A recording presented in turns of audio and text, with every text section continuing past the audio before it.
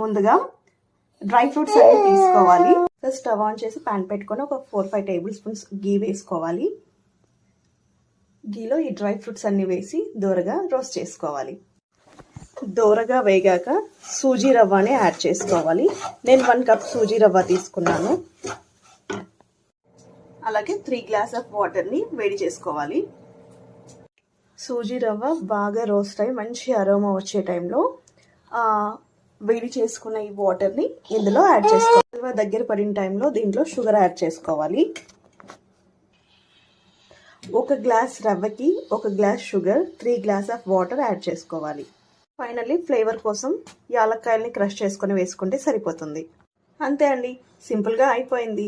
సత్యనారాయణ స్వామి కథలో స్పెషల్గా నివేదించే రవ్వ ప్రసాదం సిరాపురి చాలా చాలా బాగుంటుంది. మస్ట్గా ట్రై చేయండి.